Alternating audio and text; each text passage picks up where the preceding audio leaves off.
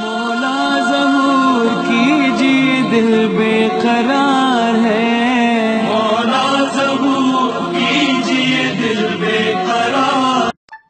اعوذ باللہ من الشیطان الرجیم، بسم اللہ الرحمن الرحیم، الحمدللہ رب العالمین، والصلاة والسلام علی سید الانبیاء والمرسلین وعلی آلہ الطیبین الطاہرین۔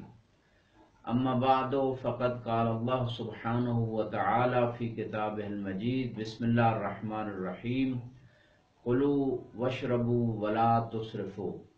اللہ سبحانہ وتعالی نے انسان کو اجازت دی ہے کہ وہ کھائے اور پیے لیکن اسراف نہ کرے، یعنی فضول خرچی نہ کرے۔ اب کھانے پینے کے آداب میں چونکہ ماہ مبارک میں سحری کے وقت اور افطاری کے وقت جو انسان جو بھی کھاتا ہے اس کی کچھ آداب شریعت نے بتائے ہیں۔ سب سے پہلی بات تو یہ ہے کہ سحری کے وقت جب انسان اٹھے تو اس وقت زیادہ سے زیادہ استغفر اللہ ربی و اتوب الیہ دل سے اس کو ورد کرے، کیونکہ آیات میں بھی ہے اور روایات میں بھی کہ جو سحری کے وقت استغفار کی جاتی ہے وہ استغفار قبول ہوتی ہے۔ اور جو لوگ سحری کھاتے ہیں، سحری کھانا اگرچہ خود ایک عبادت ہے، مستحب کام ہے، لیکن جو لوگ سحری کھاتے ہیں ملائکہ اس کے لیے استغفار کرتے ہیں۔ اور دوسرا کام جو سحری کے وقت کرنا ضروری ہے وہ سورہ انا انزلنا کی تلاوت ہے۔ امام زین العابدین علیہ السلام فرماتے ہیں، من قرأ انا انزلناہ فی لیلۃ القدر عند السحور وعند الفطور، کہ جو سحری اور افطاری کے وقت جو ہے انا انزلنا کی تلاوت کرتا ہے فہو کالمتشاہد بدمہ فی سبیل اللہ، ایسا شخص جیسے اللہ کے راستے میں خون میں لت پت ہے۔ تو لہٰذا اتنا بڑا ثواب جو ایک مجاہد کو، جو ایک شہید کو ملتا ہے، وہ سحری کے وقت اور افطاری کے وقت انا انزلنا پڑھنے سے ملتا ہے۔ اسی طرح جب انسان سحری کھائے یا افطاری کرے تو رزق حلال سے کھائے، کیونکہ جو چیز جو ہے جس عبادت کو بھی رزق حرام سے کیا جائے گا وہ عبادت نہیں رہے گی، وہ زحمت ہو جائے گی۔ اور کوشش کرے کہ پیٹ بھر کے نہ کھائے، اور تھوڑا اگر سرکہ پانی میں ملا کے اس کو یوز کرے تو یہ بدہضمی سے بچائے گا۔ اور فوراً سونا نہیں چاہیے، بلکہ سورج طلوع ہونے تک انسان قرآن کی تلاوت، دعائیں ہیں، اور سحری کی دعائیں مفاتیح الجنان میں موجود ہیں، اور ان دعاؤں کو خضوع خشوع کے ساتھ اور ترجمے کے ساتھ اگر ہو سکے اگر مانگی جائیں تو یہ قبولیت کا وقت بھی ہوتا ہے، اور اس میں معارف بھی ہیں، قرب الہی بھی ہے۔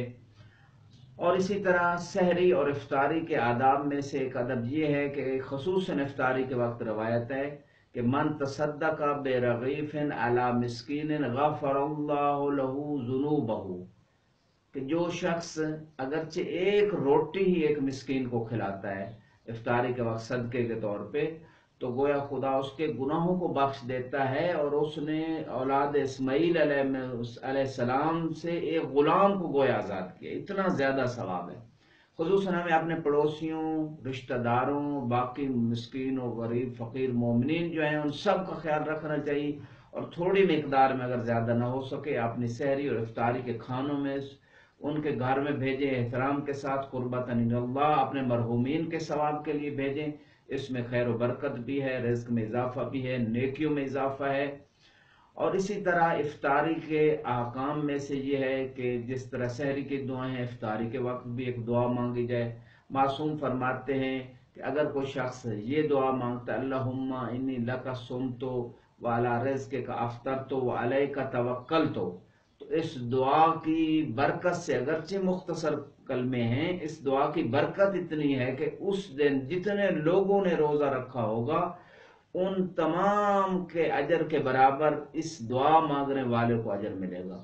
اس سے بڑی رحمت اس مہینے میں کیا ہو سکتی ہے، اس سے بڑا کرم پروردگار کیا ہو سکتا ہے کہ ایک مختصر سی دعا خدا سے مانگنے سے اتنا عظیم اجر نصیب ہوتا ہے۔ اور کھجور سے روزہ افطار کرنا، اور بعض روایات میں ہے کہ اگر کوئی شخص پانی سے، سادہ پانی سے کوشش کریں، خالی معدہ ہوتا ہے روزہ افطار سادہ پانی سے کیا جائے، باقی کیمیکل والی یہ پیپسی یہ ساری چیزیں یہ الٹا نقصان دیتی ہیں معدے کو، ان سے بچا جائے۔ لہذا سادہ پانی کے بارے میں روایت ہے، اور وہ بھی ٹھنڈا اگر نہ ہو تو بہتر ہے۔ اس پانی سے جو روزہ افطار کرے گا اس کے دل کے گناہ جو ہے وہ دھل جاتے ہیں۔ بعض روایات کے اندر یہاں تک ملتا ہے نماز شب کو انسان جو ہے اس ماہ مبارک میں کم از کم ترک نہ کرے، اس میں دنیا و آخرت کی خیر جو ہے وہ موجود ہے۔ اپنے لیے بھی دعا مانگے، دوسروں کے لیے بھی دعا مانگے، خدا ہم سب کو اس ماہ مبارک کی برکتیں سمیٹنے کی توفیق عطا فرمائے، اور اس ماہ مبارک میں دوسروں کے حقوق ادا کرنے کی توفیق عطا فرمائے۔ اس ماہ مبارک میں ہمیں مغفرت اور استغفار اور جتنے زیادہ نیک کام کرنے کی ہمیں توفیق ہو اتنا ہم قرب خدا حاصل کر سکتے ہیں، اور خصوصاً جو ہے علم دین سیکھنے اور سکھانے کی اس مہینے میں ہمیں خدا توفیق دے۔ وآخر دعوانا الحمدللہ رب العالمین۔